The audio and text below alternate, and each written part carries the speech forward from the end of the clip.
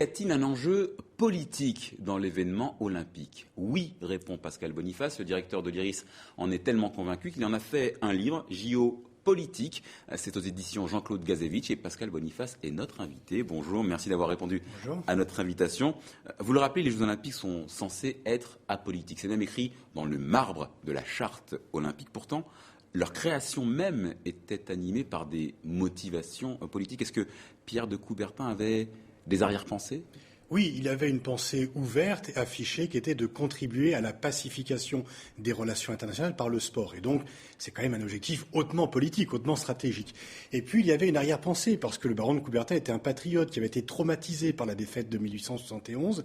Et il pensait que l'éducation physique aiderait la France à se relever et à mieux affronter l'Allemagne dans des prochains combats qui ne seraient pas que sportifs. Donc, il y avait d'un côté la revanche militaire et de l'autre la pacification des relations internationales. Alors, au début de l'histoire des Jeux modernes, l'événement n'intéresse pas vraiment les États.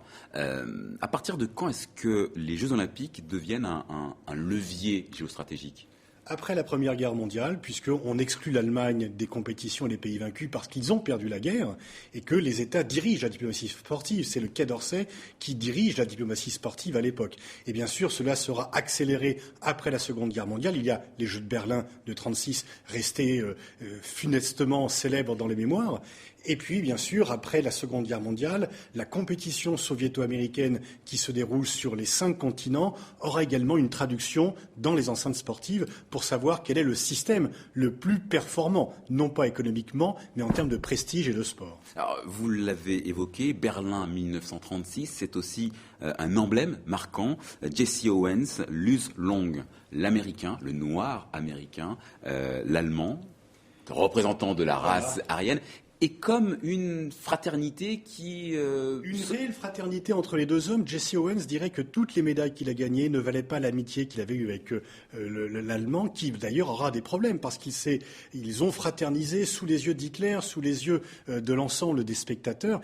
Et d'ailleurs, il faut aussi rappeler que Jesse Owens, à l'époque, n'était pas tout à fait célébré dans son pays. Et le président Roosevelt a refusé de le recevoir à la Maison-Blanche parce qu'en année électorale, par rapport aux États du Sud, en 1936, il ne fallait pas recevoir un noir. On a pu en élire un par la suite aux États-Unis, mais à l'époque, il n'était pas question de l'inviter à la Maison-Blanche. On se souvient également du point levé des athlètes noirs américains à Mexico, c'était en 1968.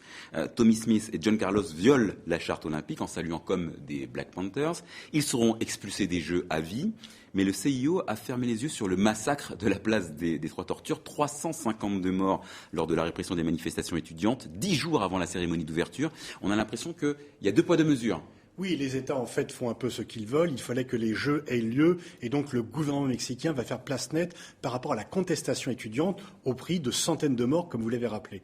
Et donc là, on dit il faut continuer. Par contre, des athlètes qui, pour attirer le sort sur l'attention des Noirs américains, et en 68, les discriminations sont encore extrêmement fortes, extrêmement pesantes. Donc, par solidarité avec les Black Panthers, Smith et Carlos lèvent le poing. Ils seront exclus, mais en même temps, ils vont rentrer dans l'histoire. Et fort heureusement, ils seront par la suite réhabilités.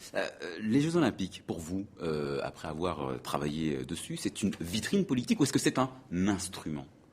C'est une vitrine. Chaque nation essaye de se montrer sous son plus beau jour, et les pays organisateurs également. C'est une sorte de compétition, mais pacifique, parce que ce sont des victoires symboliques. Mais en relations internationales, surtout dans un monde globalisé et médiatisé, les symboles comptent énormément. Et finalement, le sport, c'est un instrument de ce qu'on appelle la puissance douce. On peut briller, on peut réussir, on peut montrer sa suprématie, mais c'est une suprématie néanmoins pacifique. Pascal Boniface, merci beaucoup d'avoir répondu à nos questions. Et je rappelle le titre de votre livre, JO politique. C'est aux éditions Jean-Claude Gazevitch.